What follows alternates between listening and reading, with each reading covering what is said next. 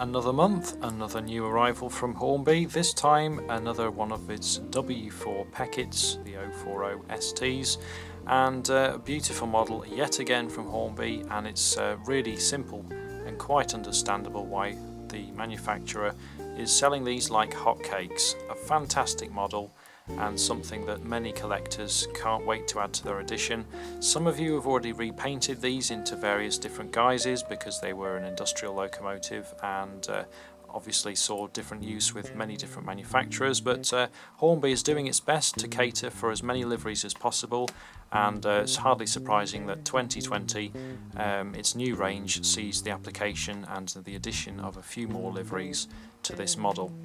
Fantastic tooling, everything from the detail behind the underneath the boiler to the valve gear, the motion, and everything about the lines of the locomotive, even the cab roof and the thickness of the plastic used on that, which we would never have seen a few years ago in the past, it being something that would have been made quite solid and sturdy. Inside you can see from the exposed nature of the cab, we've got all the control gear and detail in there, and it's something that there's very little that needs to be done to this model to enhance it or take it a step further, short perhaps of adding a crew, a little bit of weathering, and removing these couplings, which quite frankly is as easy as just doing that. So if you can see here, we've got the little coupling hooks. You could perhaps add a 3-link chain to that just to take it a step further. Quite often they'd have a 3-link chain dangling from the hook, and perhaps another 3-link chain which will be used loose just to hook over wagons, usually with a larger spacing between the locomotive and the wagon if it was going round a long or a tight curvature of the track.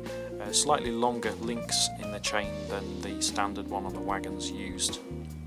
So, numbered 74, here's a brief history of this locomotive.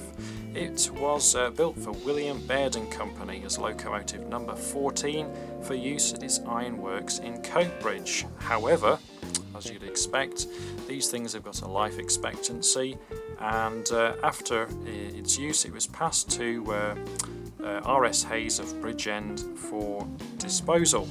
However, it wasn't disposed. It ended up being sold to the Port of London Authority in '43, and it was at this point that the locomotive would gain its number 74, and it would continue in use from '43 until '57 when it was withdrawn. So it's typical of these locomotives which were passed between industrial use and port use. As things wore out, other locomotives would be sabotaged for their bits, and with a total of 140 W4 Pecketts, there are still plenty of liveries for Hornby to tap into, and I'm sure we'll see these filter into its range over the course of the coming years. So if you'd like to get hold of this locomotive, visit the Hornby website at www.hornby.com.